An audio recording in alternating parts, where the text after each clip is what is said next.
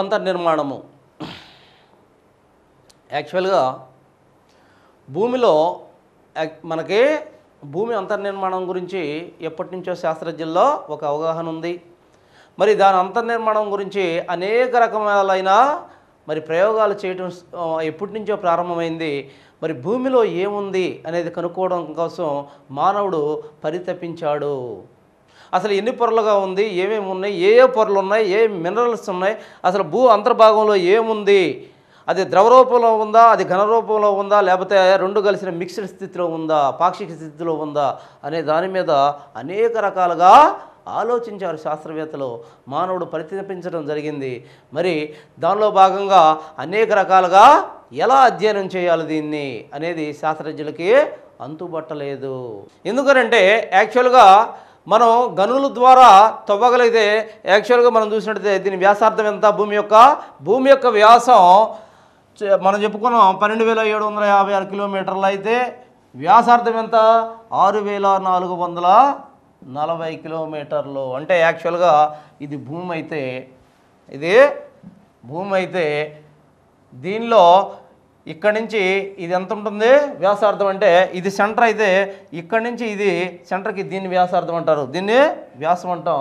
మరి దీని వ్యాసార్థమే అంటే మధ్యలోకి జస్ట్ వ్యాసార్థమే 6,440 కిలోమీటర్లు ఇది.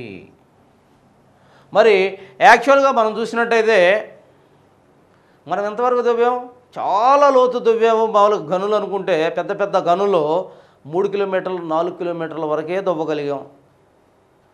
లేదు యాక్చువల్గా ఏ పెట్రోల్ పైపులు ఈ పెట్రోల్ తీసే మరి పైపుల్ని మరి లోపలికి మనం చాలా లోతు వేసామనుకుంటే అవి కూడా 6 నుంచి 7 కిలోమీటర్ల లోతు వరకే వేయగలిగారు. పైపులు కూడా 6 నుంచి 7 కిలోమీటర్ల లోతు వరకే వేయగలిగారు. మరి అంతకన్నా సరే భూమి గురించి మనకి లోపల తెలియదు. అసలు ఏందనేది భూమి గురించే మనకు తెలియదు. ఎలా తెలుసుకోవాలి? మరి మనం డ్రిల్ చేసి లోపలికి పోగలమా? ఇంపాసిబుల్. అది 7 కిలోమీటర్లు వేయడానికే చాలా కష్టం అయింది. మరి అటువంటిది 6,440 కిలోమీటర్ల మరి వ్యాసార్థం కలిగిన భూమి యొక్క పొరలను ఏ విధంగా అధ్యయనం చేయాలో అర్థం కాలేదు శాస్త్రవేత్తలకి. అయితే తర్వాత కాలంలో అధునాతన కాలంలో ఏం జరిగింది, అగ్ని పర్వతాలు రెండు యాక్చువల్గా అగ్నిపర్వతాలు ఎక్కడుంటాయి? ఇవి అగ్నిపర్వతాలు మనం చూసినట్టయితే భూమి అంతర్భాగంలో ఉంటాయి. 2 భూకంపాలు, ఒకటి అగ్నిపర్వతాలు, 2 భూకంపాలు, 3 యాక్చువల్గా ఉల్కలు. యాక్చువల్గా ఉల్కల్లో ఏముంటాయి మినరల్స్? ఫెర్రస్ నికెల్ ఉంటుంది. ఈ యాక్చువల్గా దీన్ని అధ్యయనం చేయడానికి పైనుంచి పడ్డ ఈ ఉల్కలు వీటిని అధ్యయనం చేసి భూమిలో ఇలా ఉండొచ్చని ఊహించడానికే అవకాశం ఏర్పడింది ఉల్కలో. తర్వాత అగ్నిపర్వతాలు తీసుకుంటే అగ్నిపర్వతాలు చాలా లోతు నుంచే లావా బయటికి వస్తుంది. కొన్ని కిలోమీటర్ల నుంచి కింద నుంచే లావా బయటకు వస్తుంది. ఆ లావా ద్వారా ఏముండొచ్చు, ఏ ప్రాంతంలో ఏముండొచ్చు అనేదాన్ని ఎస్టిమేషన్ వేయగలిగారు. అంతేకాకుండా భూకంపాలు చాలా లోతులో జరుగుతాయి, చాలా లోతు నుంచి భూకంపాలు జరుగుతూ ఉంటాయి. ఆ భూకంపాల నుంచి వచ్చే మామూలుగా ఏదైతే రేస్ ఉన్నాయో అంటే ఏ తరంగాలు ఉంటాయి భూకంపాలలో? PSL తరంగాలు ఉంటాయి. 3 రకాల తరంగాలు ఉంటాయి. ఈ తరంగాలు వచ్చేటప్పుడు వివిధ పొరల మధ్య నుంచి భూపొరల మధ్య నుంచి వస్తూ ఉంటాయి. వాటిని అధ్యయనం చేయడం ద్వారా యాక్చువల్గా ఈ పొరలను ఎస్టిమేషన్ వేయగలిగారు ఏముంటాయి అనేది. మరి దాని ఆధారంగా అతను సూయజ్ ఈ సూయజ్ అనే శాస్త్రవేత్త మరి ఈ భూమిని 3 పొరలుగా ఉందని గుర్తించడం జరిగింది. ఎవరు చేసేది ఇది? సూయజ్. బాగా గమనించాలి, సూయజ్ 3 పొరలు ఉన్నాయని ఫస్ట్ గమనించినవాడు ఎవరు? సూయజ్. ఇతని ప్రకారం భూమిలో ఏ పొరలు ఉన్నాయి చూద్దాం. దీనిలో ముఖ్యంగా ఫస్ట్ మనం భూమిని తీసుకుంటే భూమిని తీసుకుంటే ఈ భూమిలో యాక్చువల్గా ఇది కోర్ మధ్య, ఆ తర్వాత ఇది మ్యాంటిల్. దీనిలో మనం చూస్తున్నట్టయితే ఏంటిది, ఇది ఆస్తరం ఆవరణం, ఇది ఆస్తరం ఆవరణం. దీనిలో చూసినట్టయితే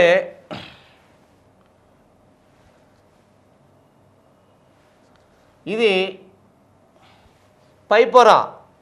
దీన్ని భూపటలం అన్నాడు, 3 రకాలుగా విభజించాడు. భూపటలం,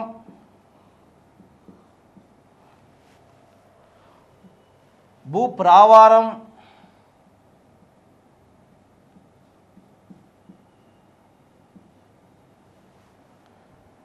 తర్వాత దీన్ని కోర్. భూపటలము, భూపటలం క్రస్ట్, ఎర్త్ క్రస్ట్. భూప్రావారం, దీన్ని మ్యాంటిల్ అన్నాడు. కోర్, యాక్చువల్గా దీన్ని భూమి కేంద్రము అన్నాడు. కేంద్రాన్ని కోర్ అంటారు. భూకేంద్రము, దీన్ని తెలుగులో భూకేంద్రము, భూకేంద్రం, దీన్నే కోర్ అన్నాడు. ఇక్కడ కూడా భూపటలం అంటే మనం చూసినట్టయితే ఇది యాక్చువల్గా మొత్తం ద్రవ్యరాశిలో, ఈ మొత్తం ప్రాంతంలో కేవలం 5% మాత్రమే ఉంది. మొత్తం భూమి 100% అనుకుంటే దాంట్లో భూపటలం కేవలం 5% మాత్రమే ఉంది. ఇది సన్నని పొర. భూమి మీద ఆవరించి ఉన్న పొరల్లో అతి సన్నని పొర ఈ పొరే. భూపటలం అనేది అతి సన్నని పొర. 45 కిలోమీటర్ల మేర విస్తరించిన పొర ఇది. 45 కిలోమీటర్ల మేర విస్తరించిన పొర. ఈ పొరను మనం చూసినట్టయితే ఈ పొరే మానవుడు నివసించేది. ఈ పొర మీదే మానవుడు మరి తనకు కావలసిన ఆహారాన్ని తయారు చేసుకుంది. ఈ పొర మీదే మానవుడికి కావలసిన మినరల్స్ని తీసుకుంటుంది. ఈ పొర మీదే భూపటలం. మరి ఈ భూపటలం యాక్చువల్గా ఏముంటుంది, రాకీ సర్ఫేస్ కలిగి ఉంటుంది. అనేక రకాలైన మినరల్స్తో కూడిన, ఖనిజాలతో కూడిన, రాళ్లతో కూడి ఉంటుంది. భూపటలం సాలిడ్గా ఉంటుంది యాక్చువల్గా. దీనిలో చూసినట్టయితే ఇది భూపటలం అనేది యాక్చువల్గా 2 రకాలుగా కనిపిస్తుంది. మనకు జాగ్రత్తగా గమనించాలి. భూపటలం 2 రకాలుగా కనిపిస్తుంది. ఏంటిది అది? ఒకటి వచ్చేసి యాక్చువల్గా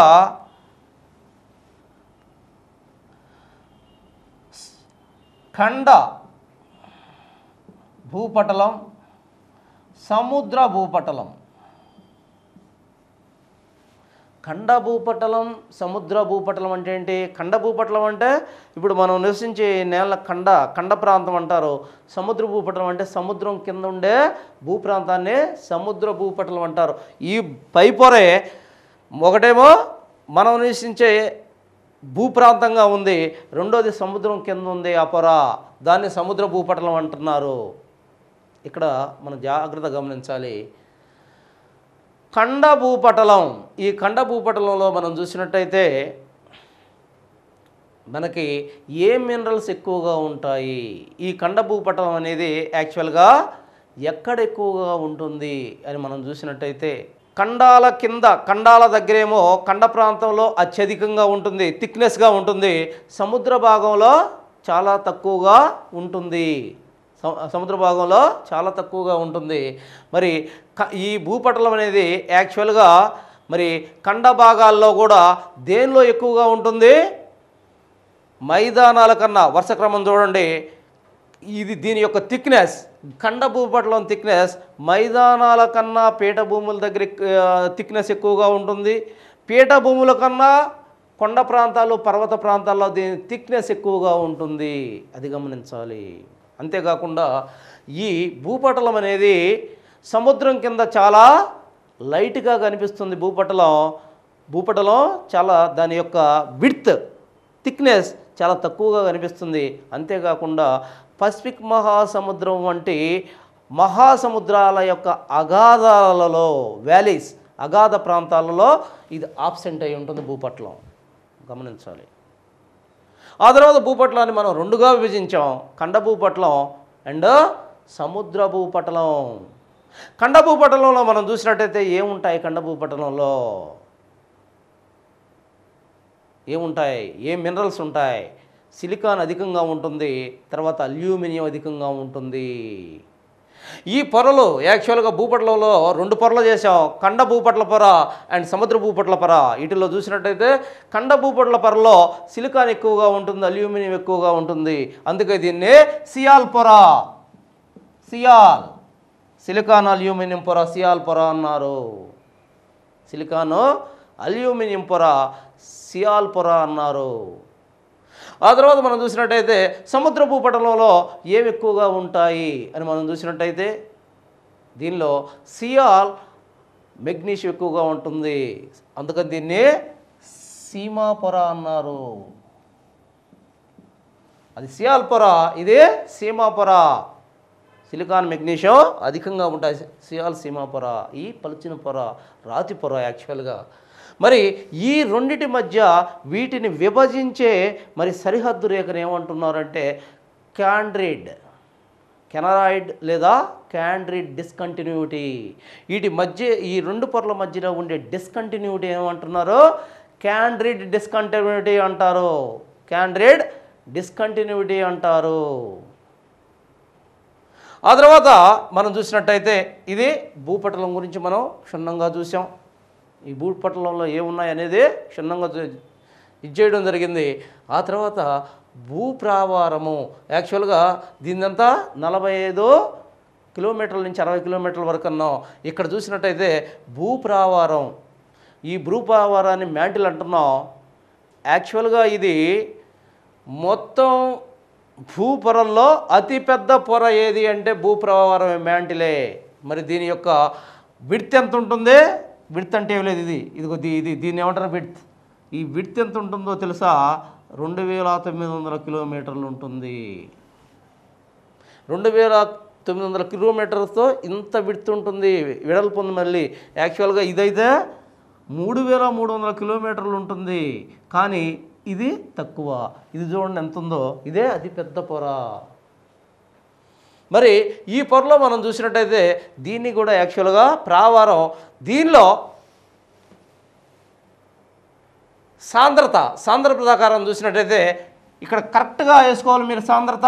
సాంద్రత ప్రకారం చూసినట్టయితే భూపటలం మొత్తం ఎంత ఉంటుంది? 5% ఉంటుంది. ఈ సియాల్ ఖండ భూపటలం అనేది యాక్చువల్గా సాంద్రత ఎంత ఉంటుంది అని మనం చూసినట్టయితే 2.9 నుంచి 3% సాంద్రత ఉంటుంది. ఎందుకని? ఖండ భూపటలంలో ఎక్కువగా గ్రానైట్ శిలలు ఉంటాయి. గ్రానైట్ శిలలు అనే ఒక బరువైన శిలలు ఉంటాయి ఖండ భూపటలంలో. దానివల్ల సాంద్రత 2.9 నుంచి 3% సాంద్రత ఉంటుంది. అదే సముద్ర భూపటలంలో చూసినట్టయితే తేలికైన బసాల్టిక్ శిలలు ఉంటాయి. దానివల్ల ఇక్కడ సాంద్రత అనేది యాక్చువల్గా లెస్ దెన్ 2.9% ఉంటుంది. 2.9% ఉంటుంది. ఇక్కడ చూసినట్టయితే భూప్రావారంలోకి వచ్చేసరికి దీని మొత్తంలో అతిపెద్ద పొర మరి ఎంత శాతం కలిగి ఉంటుంది? ఇది భూప్రావారం మొత్తంలో అంటే 60% కలిగి ఉంటుంది. 60% కలిగి ఉంటుంది. 2900 కిలోమీటర్లు ఉంటుంది, 60% కలిగి ఉంటుంది. మరి దీని యొక్క విశిష్ట సాంద్రత ఎంత అని మనం చూసినట్టయితే దీని విశిష్ట సాంద్రత 3.5 నుంచి 5.5%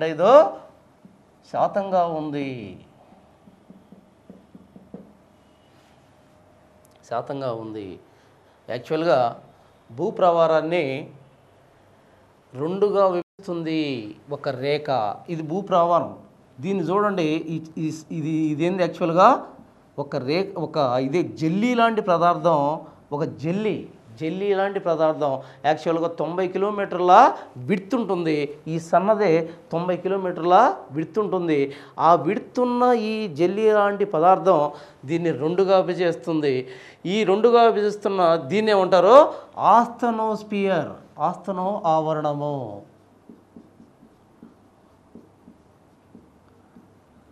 అంటే అర్థమైంది? ఇది 2గా విభజిస్తుంది. ప్రావారం అని చెప్పాం కదా, ఇది ఎగువ ప్రావారం, ఇది ఎగువ, ఇది దిగువ. ఈ ఎగువ ప్రావారానికి దిగువ ప్రావారం చూడండి, చాలా సింపుల్గా చెప్తున్నా. ఎగువ ప్రావారానికి దిగువ ప్రావారానికి మధ్యలో ఏముంది? ఇదొక సన్నని పొర. ఈ పొరనే ఆస్తన ఆవరణం అంటారు. ఇదొక జెల్లీ లాంటి పదార్థం. ఆ జెల్లీ మీద చూడండి, ఆ జెల్లీ మీద ఏముంది? ఎగువ పొర ఉంది. అవునా? ఇది జెల్లీ లాంటి పదార్థం. దీని మీద ఏముంది? ఎగువ ప్రావారం ఉంది. మరి ఎగువ ప్రావారం అనేది కూడా ఒక సన్నని పొర, ఒక సన్నని పొర. కేవలం 100 కిలోమీటర్ల నుంచి 120 కిలోమీటర్ల విడ్త్ మాత్రమే ఉంటుంది. అయితే ఇదంతా కూడా శిలాయుత నిర్మితం. శిలాయుత నిర్మితం అయినందువల్ల ఇక్కడ చూడండి, ఎగువ ప్రావారాన్ని భూపటలాన్ని కలిపి ఏమంటున్నారు? లిథోస్పియర్ అంటున్నారు. చాలా జాగ్రత్తగా గమనించాలి. ఎగువ ప్రావారాన్ని ఈ భూపటలాన్ని ఈ రెండు కలిపి ఏమంటున్నారు? లిథోస్పియర్, లిథోస్పియర్ అంటున్నారు. ఈ లిథోస్పియర్ అనేది ఈ ఆస్తనో ఆవరణం అనే ఒక జెల్లీ లాంటి పదార్థం మీద ఈ పలకలు, భూపటల పలకలు కదులుతూ ఉన్నాయని చెప్తారు. చాలా డెప్త్గా మీరు అర్థం చేసుకుంటే కానీ అర్థం కాదు. 4-5 సార్లు చూడాలి ఇది మీరు. తర్వాత మరి ఈ ఆస్తనో ఆవరణం మీద ఈ రెండు కలిసి ఏమన్నా శిలా పలకల్ని పలకలు అంటున్నాం. ఈ పలకలు దీని మీద మూవ్ అవుతూ ఉంటాయి, చలిస్తూ ఉంటాయి. ఓకే. ఆ తర్వాత దిగువ ప్రావారం, ఇది దిగువ ప్రావారం. ఈ దిగువ ప్రావారం అనేది చాలా విడ్త్గా ఉంటుంది. మరి ఈ దిగువ ప్రావారంలో అత్యధికంగా సిలికాన్ మినరల్స్ ఉంటాయి. అందుకనే దీన్ని సిలికాన్ పొర అని కూడా అంటారు. ఏ పొరని? సిలికాన్ పొర అంటారు. ఈ పొరనే సిలికాన్ పొర అని కూడా అంటారు. సిలికాన్ అయాన్లు చాలా ఎక్కువగా కనిపిస్తాయి. ఇది ప్రావారము, ప్రావారం గురించి. ఆ తర్వాత భూకేంద్రము. దీన్ని కాడ చూసినట్టయితే చూడండి, ఇక్కడ ఇది సెంటర్ అనుకుంటే మనం దీనికి మొత్తానికి సెంటర్ ఇదే కదా, భూమికి మొత్తానికి. ఆ సెంటర్ కాడ నుంచి ఎంత విడ్త్ ఉంది అని మనం చూసినట్టయితే ఇక్కడి నుంచి ఇది అది ప్రావారం కిందకు వస్తుంది. ఇక్కడి నుంచి ఇదే యాక్చువల్గా కేంద్రం, మరి భూకేంద్రం. ఈ భూకేంద్రం కాడ నుంచి చూసినట్టయితే ఇది 3300 కిలోమీటర్ల విడ్త్ ఉంది, మందం కలిగి ఉంది. 3300 కిలోమీటర్ల మందం కలిగి ఉంది. అంతేకాకుండా ఇది చాలా లోపలికి వెళ్ళే కొంది చాలా తిక్కుగా ఉంది, చాలా తిక్కుగా ఉంది. మరి దీనిలో మనం చూసినట్టయితే దీనిలో వాస్తవంగా మరి 3 యాక్చువల్గా ఇక్కడ చూద్దాం. ఫస్ట్ భూప్రావారానికి కేంద్రానికి మధ్యలో ఉన్న ఈ గీత ఉంది చూసారా? అంటే ఈ రెండు పొరల్ని వేరు చేస్తున్న ఒక గీత, దీనిని మొహరోవిక్ డిస్కంటిన్యూటీ అంటారు. ఇందాక 3 డిస్కంటిన్యూటీలో ఒకటి కాండ్రేడ్ డిస్కంటిన్యూటీ, మెహరోవిక్, 3 గుటెన్బర్గ్. క్యాండ్రిడ్ డిస్కంటిన్యూటీ ఇందాకేం చెప్పాం? భూపటలంలో ఖండ భూపటలం, సముద్ర భూపటలానికి మధ్య ఉన్న డిస్కంటిన్యూటీ లేదా పొరనే, వాటి రెండుని విడదీసే పొరనే క్యాండ్రిడ్ డిస్కంటిన్యూటీ అన్నాం. ఇక్కడ భూ ప్రావారానికి యాక్చువల్గా భూ కేంద్రానికి మధ్య, ఇది ప్రావారం, ఇదే కేంద్రం, ఈ రెండింటికి మధ్య ఉన్న ఈ గీత ఉంది చూసారా? ఈ రెండింటిని విడదీస్తున్న ఈ గీత, మరి ఈ పొరను ఏమంటున్నాం? మెహరోవిక్ డిస్కంటిన్యూటీ అంటున్నాము. మెహరోవిక్ డిస్కంటిన్యూటీ అంటున్నాం. ఆ తర్వాత చూసినట్టయితే దీనిలో మనకి మరి భూకేంద్రంలో మనకు 3 పొరలు ఉంటాయి. 3 పొరలు ఉంటాయి. ఎగువ భూకేంద్రం, మధ్య భూకేంద్రం, మరి దిగువ భూకేంద్రం అనే 3 పొరలు మనకు కనిపిస్తాయి. ఎగువ భూకేంద్ర పొరని మనం తీసుకున్నట్టయితే అది యాక్చువల్గా కొంచెం మరి లిక్విడ్గా ఉంటుంది. మధ్య భూకేంద్ర పొర తీసుకుంటే సెమీ లిక్విడ్గా ఉంటుంది. దిగువ భూకేంద్ర పొర తీసుకుంటే కంప్లీట్గా అదే సాలిడ్గా ఉంటుంది. అవి గుర్తుపెట్టుకోండి చాలు. భూకేంద్రంలో మనకి 3 రకాల పొరలు కనిపిస్తాయి. వాటిని 3 పొరలుగా విభజించాం. మళ్ళీ లోపల భూకేంద్రాన్ని వాటిలో ఎగువ పొర, దిగువ పొర, మధ్యస్థ పొర, దిగువ పొర. ఎగువ పొర కొంచెం యాక్చువల్గా మనకి లిక్విడ్ రూపంలో ఉంటుంది, మధ్యస్థ పొర మరి పాక్షిక లిక్విడ్ రూపంలో ఉంటుంది, దిగువ పొర అంటే లోపల పొర అంతర్గత పొర యాక్చువల్గా సాలిడ్గా ఉంటుంది. దీంట్లో మనం చూసినట్టయితే ఈ లోపల ఉన్న ఈ కేంద్ర ప్రాంతం చాలా హైలీ వెయిట్గా ఉంటుంది, సాంద్రత కలిగి ఉంటుంది.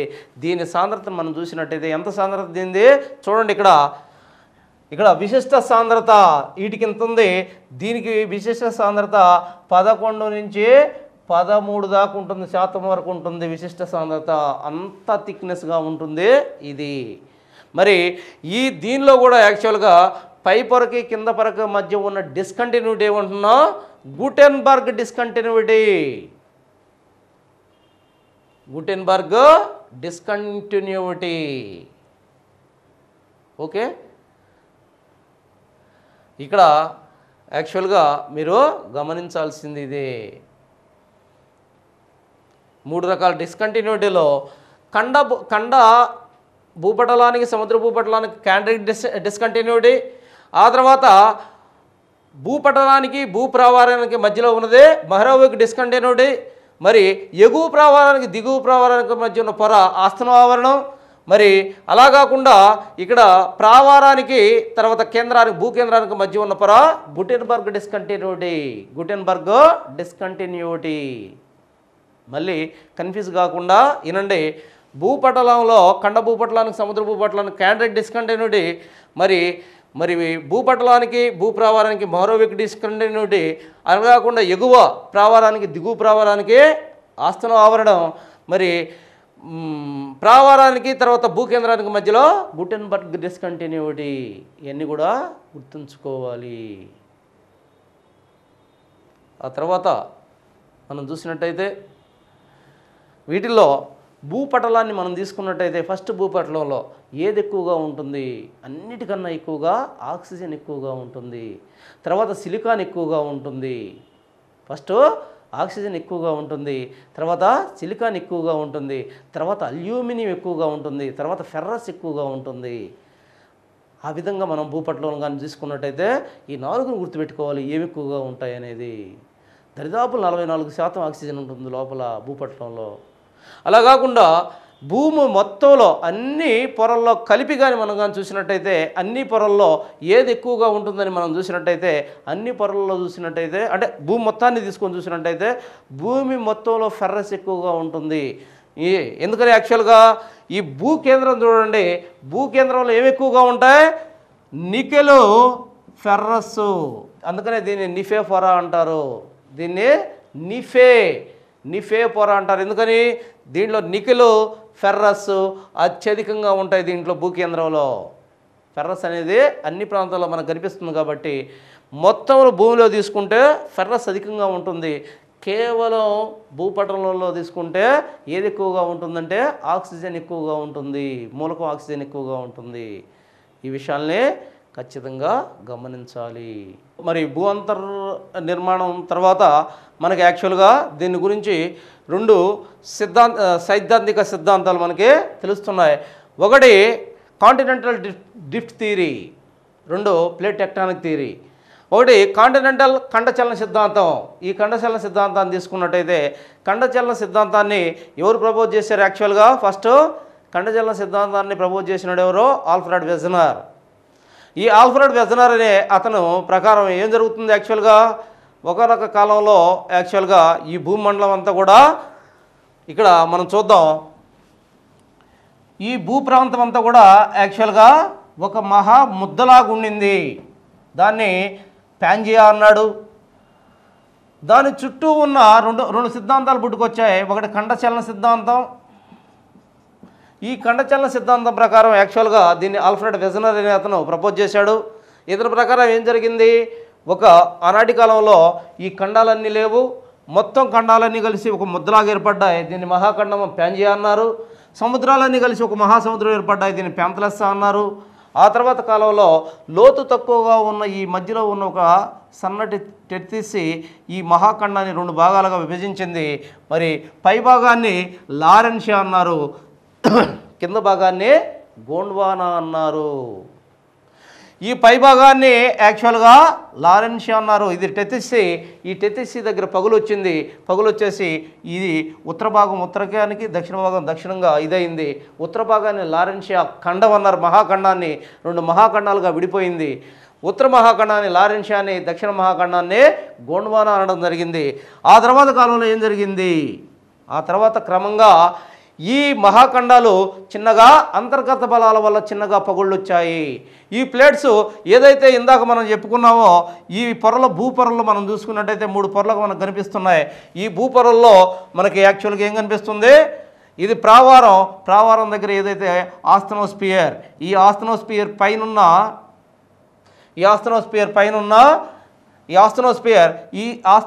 పైన ఉన్న ఈ మొత్తం భాగాన్ని మనం ఏమన్నాం? పలకలు అన్నాము. ఆస్థనోస్పియర్ మీద ఈ పలకలు జస్ట్ మూవ్ అవుతూ ఉన్నాయని చెప్పాం. ఈ పలకలు యాక్చువల్గా ఆస్థనోస్పియర్ మీద మూవ్ అవుతున్నప్పుడు మరి ఇవి చిన్నగా అంతర్గత బలాల వల్ల చిన్నగా పగిలి ఒకదానికొకటి విరిగిపోయి ఈ మహాపలక మరి ఇప్పుడున్న ఖండాలుగా 7 ఖండాలుగా విభజించబడ్డాయి. పైనున్న ఏదైతే లారెన్షియా అనేది మనకి ఏ ఖండాలుగా విభజించబడింది? ఉత్తర అమెరికా, ఐరోపా, ఇటు ఆసియా, అంతేకాకుండా కొన్ని దీవులుగా విభజించబడింది. ఆ తర్వాత కింద ఉన్న గోండ్వానా దేనిగా విభజించబడింది? దక్షిణ అమెరికా అండ్ ఆఫ్రికా, ఆస్ట్రేలియా ఈ రకంగా విభజించబడిందని చెప్పడం జరిగింది చిన్నగా. ఆ తర్వాత ఈ ఖండాల మధ్యలో సముద్రాలు చేరి సముద్రాలు కూడా మహాసముద్రాలుగా కొన్ని, ఆ తర్వాత చిన్న సముద్రాలుగా కొన్ని ఏర్పడ్డాయి అనేది ఆల్ఫ్రెడ్ వెజనర్ చెప్తాడు. అంతేకాకుండా తన సిద్ధాంతంలో మరి అనేక రుజువులు ఇతను చూపించడం జరిగింది. జీసా వివరణ అనేక రకాలుగా వివరించడం జరిగింది. ఏం చెప్తాడు ఇతను? యాక్చువల్గా ఏదైతే దక్షిణ అమెరికా యొక్క బ్రెజిల్ దగ్గర ఉన్న బల్జిని తీసుకొచ్చి ఇక్కడ ప్రపంచ పటంలో ఒకసారి మనం చూసినట్టయితే దక్షిణ అమెరికా యొక్క బల్జిని తీసుకొచ్చి చూడండి. ఇక్కడ దక్షిణ అమెరికా బల్జ్, ఈ దక్షిణ అమెరికా బల్జీలో ఈ విధంగా ఉంటుంది. ఎలా ఉంటుంది? ఈ విధంగా ఉంటుంది దక్షిణ అమెరికా. అంతేనా? ఇది దక్షిణ అమెరికా ఉండేది. ఇది దక్షిణ అమెరికా యొక్క బల్జ్. ఈ దక్షిణ అమెరికా బల్జ్ యాక్చువల్గా ఆఫ్రికా ఎలా ఉంటుంది? ఇది ఆఫ్రికా. ఈ దక్షిణ అమెరికా బల్జ్ తీసుకొచ్చేసి ఆఫ్రికా యొక్క ఇది యాక్చువల్గా ఆఫ్రికా యొక్క గల్ఫ్కి లో సెట్ చేస్తే ఈ 2 కూడా కరెక్ట్గా సెట్ అవుతాయి. దీన్ని బట్టి ఏం తెలుస్తుంది? ఒకప్పుడు ఇదంతా కలిసి ఉండేదని, ఆ తర్వాత ఇవి విడిపోయినాయి అని చెప్పడం కోసం ఇతను ఈ సిద్ధాంతాన్ని సిద్ధీకరించడం జరిగింది.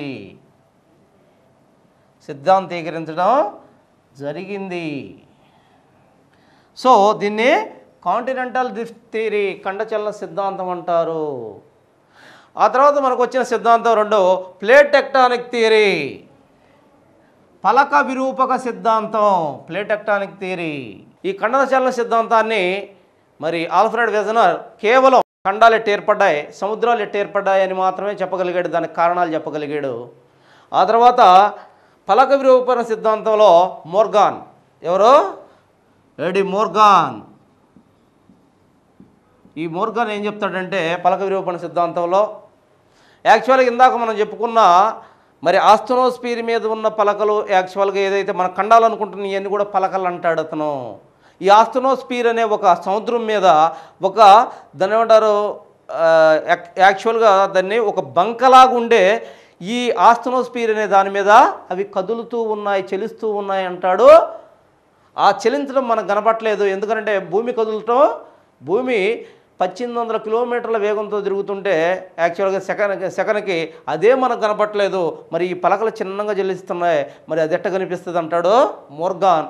మరి ఇతని ప్రకారం ఏంటి? యాక్చువల్గా ఈ పలకలు చెల్లించటం వల్లే ఇప్పుడు భూగోళం మీద ఉన్న యాక్చువల్గా ఏ అయితే మరి పీఠభూములు కానీ మైదానాలు కానీ లేకపోతే పర్వతాలు పీఠభూములు మైదానాలు ఏర్పడడానికి మెయిన్ కారణం పలక విరూపక సిద్ధాంతం అంటాడు. దీని ప్రకారం ఏం చెప్తాడు ఇతను? యాక్చువల్గా ఇప్పుడు ఉన్నంతా కూడా భూమి మీద ఉన్న ఈ భూపటలం మొత్తం కూడా కొన్ని పలకలుగా విభజించబడి ఉంది. కొన్ని పలకలు సముద్రం కింద ఉన్నాయి, కొన్ని పలకలు ఖండభాగంలో మనకు కనిపిస్తూ ఉన్నాయని చెప్తాడు. మరి ఈ పలకలు ఏ అయితే ఉన్నాయో ఆ పలకలు యాక్చువల్గా ఈ రకంగా ఉంటే పలకలు, ఈ పలకల మధ్య ఒకదానికొకటి దగ్గరగా ఉన్న పలకలు, కొన్ని పలకలు దూరంగా పోతున్నాయి ఒకదానికొకటి. కొన్ని పలకలు చూస్తే యాక్చువల్గా కొన్ని పలకలు చూస్తే ఈ పలకలు ఒకదానికొకటి దగ్గరగా వస్తున్నాయి. కొన్ని పలకలు యాక్చువల్గా దూరంగా పోతున్నాయి, కొన్ని పలకలు ఏమవుతున్నాయి? దగ్గరగా వస్తున్నాయి. కొన్ని పలకలు దగ్గరగా వస్తున్నాయి అంటాడు మోర్గాన్. ఇలా దగ్గరగా రావడం వల్ల రెండు పలకలు యాక్చువల్గా మనం చెప్పాం హిమాలయాలు ఏర్పడ్డాయని చెప్పాం. రెండు పలకలు దగ్గరగా రావడంతో ఆ రెండు పలకల మధ్య ఉన్న ఏదైతే ఆ రెండు పలకల మధ్య ఉన్న ఒక మెత్తటి మట్టి పదార్థం ఆ గట్టి రెండు పలకల మధ్య ఒత్తబడి మన చేతిలో యాక్చువల్గా మన గోధుమ పిండిని కానీ గట్టిగా ఒత్తితే ఏ విధంగా ముడతలుగా పైకి లేస్తుందో ఆ విధంగా రెండు పలకల మధ్య ఆ మట్టి ఒత్తబడి చాలా పెద్ద ఎత్తులో ముడతలుగా లేచిన మహాపర్వతాలు ఏర్పడ్డాయి. మరి ఆ మహాపర్వతాలనే మనం హిమాలయ పర్వతాలు లాంటి అనేక పర్వతాలు దీనివల్ల ఏర్పడ్డాయి అంటాడు మోర్గాన్. వాటినే ముడుతు పర్వతాలు అంటారు. వీటి వల్ల ఏది రెండు పలకలు దగ్గర రావడం వల్ల ఏర్పడే పర్వతాలు ఏంటి? ముడుత పర్వతాలు. ఆ తర్వాత ఖండ పర్వతాలు కూడా ఏర్పడతాయి దీనివల్ల. ఆ తర్వాత మనం చూసినట్టయితే దీనివల్ల ఖండ పర్వతాలు మనకి ఏర్పడటం మనం గమనిస్తాము. ఏం జరుగుతుంది ఇక్కడ? మనం చూసినట్టయితే యాక్చువల్గా రెండు పలకలు ఒకదానికొకటి దూరంగా వెళ్ళిపోతూ ఉన్నాయి. దూరంగా వెళ్ళిపోయినప్పుడు ఇక్కడ ఫ్రాక్చర్ జోన్ ఏర్పడుతుంది, పగులు ఏర్పడుతుంది, ఖాళీ ప్రాంతం ఏర్పడుతుంది. ఖాళీ ప్రాంతం ఏర్పడుతుంది. దానివల్ల ఏమవుతుంది? రిఫ్ట్ లోయలు ఏర్పడతాయంటాడు మరి మోర్గాన్. అంతేకాకుండా దీనివల్ల ఏది రెండు పలకలు దగ్గరగా రావడం వల్ల మరి ఇక్కడ కూడా ఏం ఏర్పడతాయంటాడు? యాక్చువల్గా అక్కడ కూడా పగుల్లోయలు ఏర్పడతాయి. అంతేకాకుండా రెండు పలకలు ఒకదానికొకటి దగ్గరగా రావడం వల్ల ఒకదానికొకటి పైకి చేరడం వల్ల మరి ఏం ఏర్పడుతుంది ఆ ప్రాంతంలో మనకి? యాక్చువల్గా ఒక పలక ఇంకొక పలక మీద దగ్గరకు వచ్చినప్పుడు ఏదైతే సాంద్రత తక్కువగా ఉన్న పలక సాంద్రత ఎక్కువగా ఉన్న పలక మీదకి చేరడంతో ఏం ఏర్పడుతున్నాయి అక్కడ? మరి ఆ ప్రాంతంలో మనకి ఖండ పర్వతాలు ఏర్పడుతున్నాయి అంటాడు మోర్గాన్. ఖండచలన సిద్ధాంతం ఎవరు ప్రపోజ్ చేశారు? మరి ఖండచలన సిద్ధాంతం ఏం చెప్తుంది? ఖండచలన సిద్ధాంతం మరి ఖండాలు ఎట్ట ఏర్పడ్డాయి, మరి సముద్రాలు ఏ విధంగా ఏర్పడ్డాయి, ఒకప్పుడు మహాఖండం నుంచి ఇవి ఏ విధంగా ఏర్పడ్డాయని చెప్పేది మరి ఖండచలన సిద్ధాంతం. ఖండాలు తర్వాత కాలంలో చెల్లించాయి దూరంగా, దానివల్ల ఖండాలు ఏర్పడ్డాయని చెప్పింది ఖండచలన సిద్ధాంతం. దాన్ని యాక్చువల్గా ఆల్ఫ్రెడ్ వెజనర్ చెప్పాడు. ఆ తర్వాత పలక విరూపణ సిద్ధాంతం మనకేం చెప్తుంది? ఈ మహాఖండాలు మహాసముద్రాలు ఏర్పడింది ఖండచలన సిద్ధాంతం వల్లని ఆల్ఫ్రెడ్ వెజనర్ చెప్తే, మరి అవి కాకుండా ఈ మహాఖండాల మీద ఏర్పడిన భూస్వరూపాలు అవి రిడ్జెస్ కానీ యాక్చువల్గా పీఠభూములు కానీ మైదాన ప్రాంతాలు కానీ మరి మౌంటైన్స్ పర్వత ప్రాంతాలు కానీ అవన్నీ కూడా పర్వతాలు పీఠభూములు మరి మైదానాలు మరి రిడ్జెస్ ఈ పగులు లోయలు ఇవన్నీ కూడా ఏ విధంగా ఏర్పడ్డాయి అని చెప్పేదే పలక విరూపణ సిద్ధాంతం. దీనిలో యాక్చువల్గా మోర్గాన్ ఏం చెప్తాడో పలకలు మూడు రకాలుగా చెల్లిస్తాయని చెప్తాడు. ఆ మూడు రకాలుగా చెల్లించేటప్పుడు దగ్గరగా చెల్లిస్తాయి, మరి దగ్గరగా అభిసరణంగా చెల్లిస్తాయి. దగ్గరగా చెల్లించినప్పుడు ఏర్పడతాయి? మామూలుగా రిడ్జెస్ ఏర్పడతాయి, అంతేకాకుండా మహాపర్వతాలు ఏర్పడతాయి. మరి దూరంగా చెల్లించినప్పుడు రెండోది పలకలు ఒకదానికి దూరంగా చెల్లిస్తాయి. ఆ దూరంగా చెల్లించినప్పుడు రిఫ్ట్ వ్యాలీస్ అనేది ఏర్పడతాయి. అంతేకాకుండా కొన్ని ఒకదానికొకటి సమాంతరంగా చెల్లిస్తాయి. మూడోది రెండు చూపించాను మీకు. మూడోది ఈ విధంగా చెల్లిస్తుంది ఈ పలక. మీకింత యాక్చువల్గా డెప్త్ అడగరు. మరి ఏ విధంగా చెల్లిస్తున్నాయి? ఇటు పైకి ఇటు కిందకి చెల్లిస్తాయి. దీన్ని ట్రాన్స్ఫార్మ్ బౌండరీస్ అంటారు. Transform boundaries. ఇది పైకి పోతే ఇదే కిందకు పోతుంది. ఆ పోయేటప్పుడు ఒకదానికొకటి గట్టిగా రాసుకోవడం వల్ల ఈ మధ్య ప్రాంతం మరి కొంత దెబ్బతి ఫ్రాక్చర్ ఇదవుతుంది. ఆ మధ్యలో ఉన్న భాగం నష్టపోతుంది. ఈ మధ్యలో ఉన్న భాగం దానివల్ల కొన్ని రకాల భూస్వరూపాలు ఏర్పడతాయని చెప్తున్నాడు. మరి ఇక్కడ మోర్గాన్ పలక విరూపణ సిద్ధాంతం మీరు గుర్తుపెట్టుకోవాల్సింది. పలక విరూపణ సిద్ధాంతంలో యాక్చువల్గా ఖండచలన సిద్ధాంతంలో ఏర్పడిన ఖండాలు మరి మహాసముద్రాలు ఏర్పడతాయి. అక్కడ ఏర్పడిన వాటి మీద ఏర్పడే భూస్వరూపాల గురించి పలక విరూపణ సిద్ధాంతం చెప్తుంది. ఆ ఖండాల మీద ఆ సముద్రాల్లో ఏర్పడే రిడ్జెస్ ఎట్ట ఏర్పడుతున్నాయి, దాంట్లో ఏర్పడే రిడ్జెస్ ఎట్ట ఏర్పడుతున్నాయి, పర్వతాలు ఎట్ట ఏర్పడుతున్నాయి, పీఠభూములు ఎట్ట ఏర్పడుతున్నాయి, ఖండ పర్వతాలు ఎట్ట ఏర్పడుతున్నాయి, అంతేకాకుండా పగులు లోయలు ఏ విధంగా ఏర్పడుతున్నాయి, దానికంతటికి ఏ కారణం, పలకలు చెలించడం వల్లే కారణం. ఇవి మొత్తం భూపట్లం కూడా కొన్ని పలకలుగా ఉంది. ఆ పలకలు 3 రకాలుగా చెలిస్తున్నాయి. ఆ 3 రకాలుగా చెలించడం వల్లే ఇన్ని రకాల భూస్వరూపాలు ఏర్పడుతున్నాయని చెప్పడం జరిగింది. సో దీంతో మనకి యాక్చువల్గా భూ అంతర్నిర్మాణం, ఆ అంతర్నిర్మాణంలో భాగంగా మరి ఇద్దరు శాస్త్రవేత్తలు మహాశాస్త్రవేత్తలు చెప్పిన 2 సిద్ధాంతాల గురించి మనం సవివరంగా దీంట్లో చర్చించుకోవడం జరిగింది కంప్లీట్గా. సో దీన్ని యాక్చువల్గా దీని మీద జాగ్రత్తగా దృష్టి పెట్టాలని మనవి చేస్తున్నాను.